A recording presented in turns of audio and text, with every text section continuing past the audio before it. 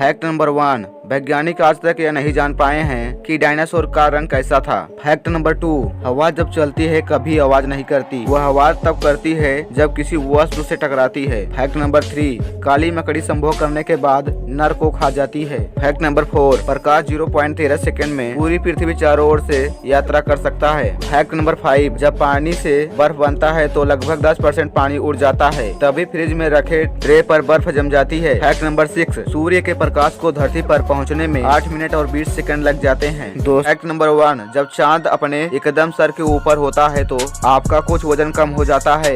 Fact number 2, आज तक का सबसे बड़ा डायनासोर सिस्मोसारस था जो 80 टन वजन और 100 फीट से भी अधिक लंबा था। फैक्ट नंबर 3, उल्लू ही एकमात्र ऐसा पक्षी है जो नीले रंग को भी देख सकता है। फैक्ट नंबर 4, राजहंस अपने सर को नीचे करके ही खाना खा सकता है। फैक्ट नंबर 5, सभी कीड़ों को कम से कम 6 टांगे होती हैं। फैक्ट नंबर 6, केवी पक्षी अंधे होते हैं। फैक्ट नंबर 7, बारिश के बूंदों में जो खुशबू आती है वो विटामिन B12 के कारण आती है। रूस और यूक्रेन के बीच सैन्य स्तर पर तो युद्ध जारी है, लेकिन इंटरनेट की दुनिया में साइबर वार भी लड़ा जा रहा है। इस युद्ध में कई बार यूक्रेन के कई जरूरी वेबसाइट को हैक कर लिया गया और इस हैकिंग का आरोप रूस पर लगाया गया था, लेकिन अब रूस भी खुद उस हैकिंग वाले जाल में फंस गया है। अभी कुछ दिन ही पहले रूस के कई प्रमुख टीवी चैनलों पर उसके कई मीडिया रेगुलेटर पेज हैक हो गए थे। हैकिंग भी ऐसी रही कि उन टीवी चैनलों पर कुछ देर के लिए यूक्रेन के गाने चलने लगे। यूक्रेन की टेलीकॉम एजेंसी ने खुद इस बात की पुष्टि की है, लेकिन अभी भी रूस की तरफ से इस हैकिंग पर कोई जवाब नहीं दिया गया। दोस्तों, यूक्रेन पर रूस के आक्रमण के बाद से दुनिया भर के तमाम देश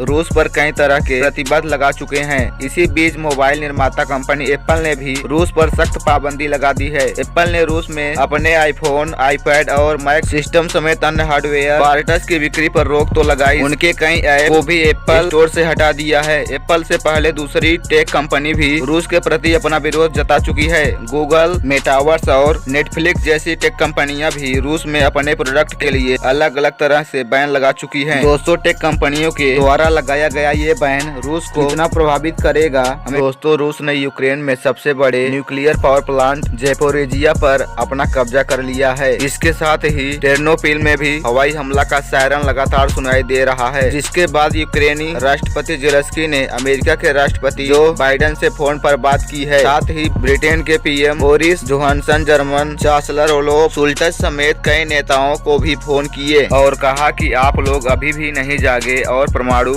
संघ में धमाका हुआ तो पूरा यूरोप तबाह हो जाएगा। दोस्तों, क्या आप जानते हैं ब्रिटेन के इंजीनियर क्रिस्टोफर क्रोकेरल ने एक ऐसा वाहन बनाया था जो जमीन और पानी दोनों पर बड़ी आसानी से चलता है। इसकी सबसे बड़ी खास बात यह थी कि ये कीचड़ और बर्फीली सतह पर भी आसानी से चल सकता है। इस वाहन का नाम होवरक्राफ्ट है। इस साधन का प्रयोग ज्यादातर दुनिया भर में आपदा राहत, तटरक्षक सेना के निरीक्षण और सर्वेक्षण में होता है। दोस्तों, क्या आपको मालूम है आसमान में सबसे ऊपर कौन सा पक्षी उड़ता है? नहीं मालूम है तो चलो मैं बताता हूँ। दक्षिण अफ्रीका में कोरी नाम का पक्षी पाया जाता है जो कि 19 किलो वजन का होता है। इनके पंखे फैलने पर करीब 2.5 फुट तक हो जाता है, लेकिन यह जमीन पर ही उड़ सकता है। वहीं समुद्र के ऊपर उड़ने वाले पक्षियों में वाल्डरिंग अल्बाट्रॉस को सबसे बड़ा उड़ने वाला पक्षी कहा जाता है, जिसका वजन 8.5 किलो तक का होता है और इनके पंख करीब 12 फुट तक फैल सकते हैं। गाइस, दोस्तों, क्या आप जानते हैं एक कोबरा ने शेफ को अपनी मौत के 20 मिनट बाद डसकर मार डाला।